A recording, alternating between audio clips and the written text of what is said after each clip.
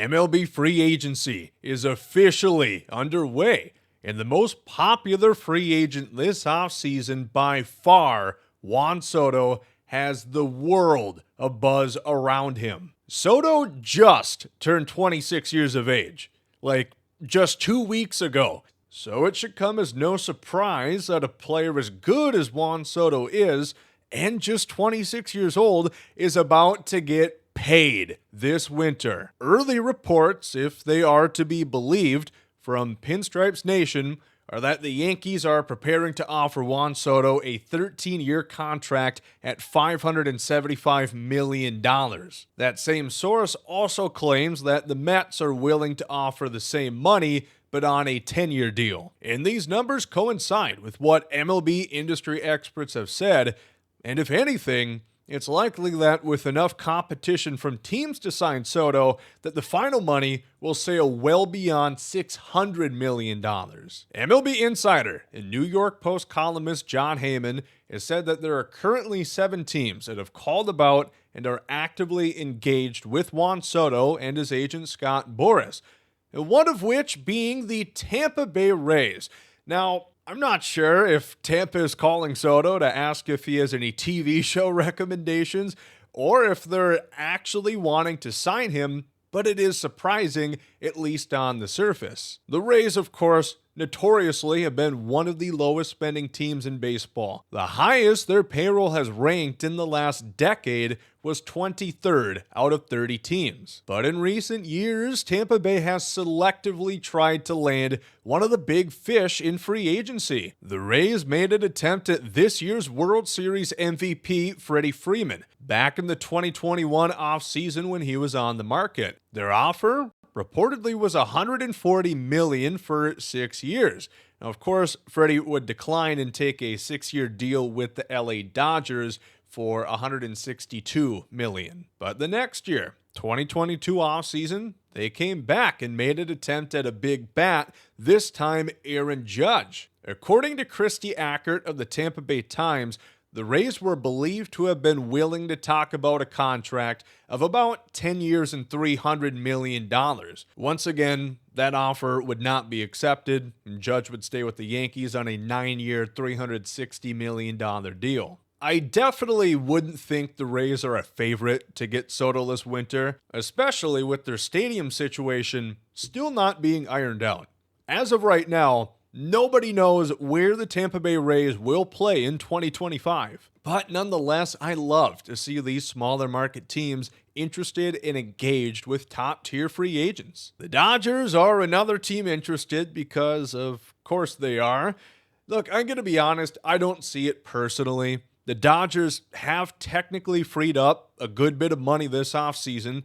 Clayton Kershaw, Walker Buehler, Teoscar Hernandez, namely, are currently free agents, but LA has expressed mutual interest towards all 3 of those guys. They just won the World Series, and of course, they would like to do so again next year and the next couple years after that, and they could use another big bat in the outfield. I think the Dodgers will be players this offseason, but I kind of doubt that they'll put all their eggs in Juan Soto's basket. Staying in California, the San Francisco Giants are once again looking to bring a superstar bat into the Bay. They've had some pretty bad luck in recent memory. Giancarlo Stanton, he exercised his no-trade clause when the Marlins tried to move him to San Fran, and the Giants have lost out on names such as Bryce Harper, Aaron Judge, Shohei Ohtani, and many more, who they all made competitive offers to. But here they are again with Juan Soto, and a first-year Buster Posey in his new role as president of baseball operations. I think it could be very interesting.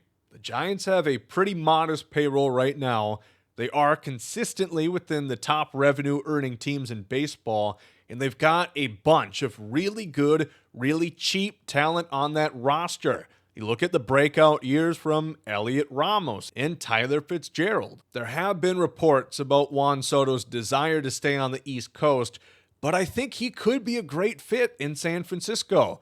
Although I would worry a bit about his defensive range in the deep right center of Oracle Park.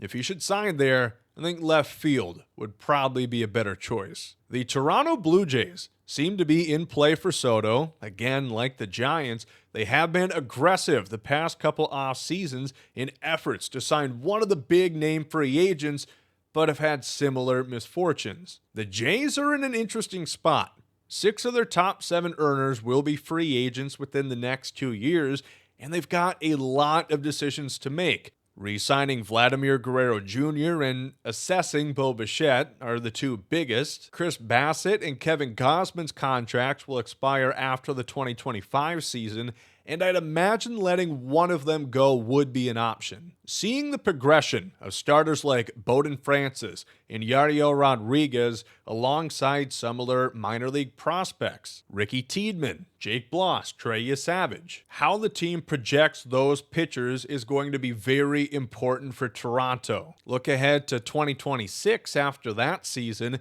George Springer, his $25 million will be off the books. Toronto had a great trade deadline this year. They sold high on some players with expiring deals, and they added some really good young talent to that farm system. And I think that'll help set up the Blue Jays quite well to make a very big offer to Juan Soto and try to lure him up to Canada. The Boston Red Sox have been reluctant to spend top dollar in recent years. From the turn of the century until 2022, the Red Sox were never lower than the 6th highest payroll in Major League Baseball, oftentimes one of the 3 highest spenders. But they've been below the top 10 these past 2 years. Of course, infamously trading Mookie Betts to LA after not being able to come to terms on a deal in 2020. However, Boston is expected to go after Juan Soto, and it might just be perfect timing. They've positioned themselves with great young future stars like Jarren Duran, Cedar Rafaela, Wilyer Abreu, and on the mound with a core of Cutter Crawford, Tanner Houck, and Brian Bayo.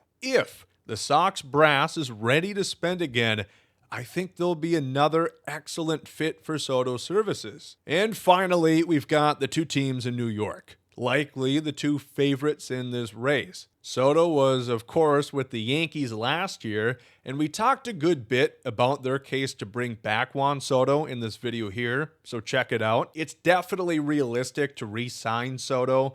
Firsthand, the Yankees saw the kind of impact he had on that team, but they came up short and will likely have to add more than just Juan Soto to be a World Series champion. Now, if they could get Juan Soto to take a backloaded contract where he's impacting their bottom line less in the short term, I think it's a no-brainer. A blank check for Hal Steinbrenner to issue out. As for the Mets, we know that when Steve Cohen purchased the team, he had every intention to put as much money into funding a winner as possible, and through his first couple years there, he's done just that. In this offseason, they've got about $100 million to spend before hitting any luxury tax penalties now that the Scherzer and Verlander contracts are finished. The Mets had a great run in the postseason this year, but they've lost a ton of their pitching. Luis Severino, Sean Manaea, and Jose Quintana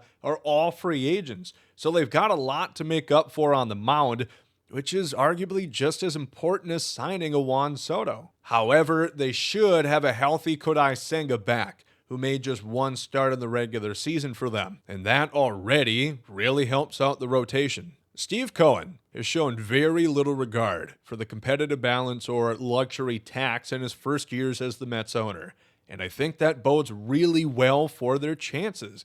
They'll need to spend a bit more to flesh out the roster beyond Juan Soto, and I think Steve is prepared to do that. Ultimately, I think Soto goes where the money goes. He wants to be on a competing team, and all 7 we talked about today at least have the potential to be just that, especially with the aid of Juan Soto. But I'm not sure if any team is willing to outbid the Mets on their path for Soto. And right now, that would be my guess to where he'll suit up to begin the 2025 season.